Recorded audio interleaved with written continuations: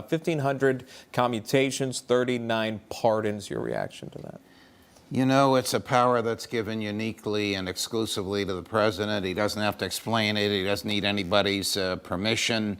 You really don't even know what goes through people's heads. I'll tell you a story about Donald Trump, who in the last 2 weeks of his presidency, we're now after January 6th, but before January 20th, when Joe Biden's going to be sworn in, consulted me on a number of his pardons. I've explained this publicly already, because I knew a number of these people. Should I pardon this person? Should I commute the sentence? Should I do this? Should I do that? And we actually went through it.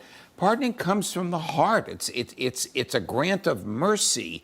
It's not necessarily justice, although sometimes it undoes an injustice depending upon what the person was in jail for. Donald Trump wanted to pardon people who were in prison, in federal prison, for victimless crimes, because they were caught with a tremendous amount of drugs that then were prosecuted for selling it, even though there was no evidence that they sold it. And I'm happy to say I advised him to do it, and he did it. Now, some of the other people that he pardoned were controversial people, and he pardoned them already.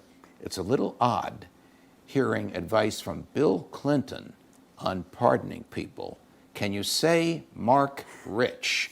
Do we remember that pardon? And do we know how much money Mr. Rich caused to be deposited into the Clinton Foundation at or about the time of his pardon? Okay, it's an old story. The other thing I have to say about Hillary is, and people are forgetting this, statute of limitations is 5 years. Whatever she did with those emails, I happen to think that the statistics James Rosen just put up there are absolutely correct. She committed espionage by what she did with those emails. It's too late to prosecute her because it all happened more than 5 years ago. Yeah, water under the bridge, legally speaking. So these offenses, as I understand it, they're all nonviolent.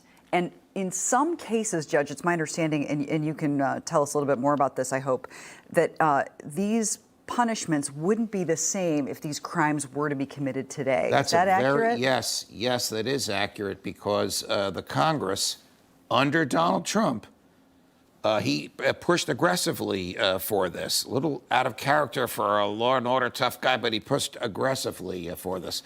First-time offender, non-violent crime, barely a victim. Sometimes the government says it's the victim. The sliding scale of maximum penalty shrinks. So these people all would have been sentenced differently if they were to have been sentenced today. And so that's not terribly uncommon then that you would do this for a population like that. Well, I'll tell you what's uncommon is the large number. The DOJ doesn't like this. The DOJ, you know, the part of the DOJ that's always there, no matter who's the president, and who's the attorney general, and who's the director of the FBI, they like to examine each individual case, and they take years to do it.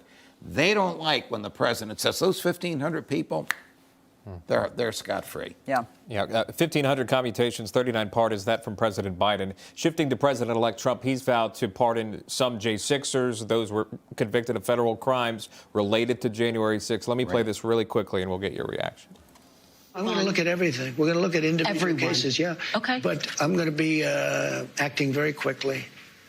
Within your first 100 days, first day? First day. First day. Yeah, I'm looking first day. Issue these pardons. These people have been there, how long is it, 3 or 4 years? Okay.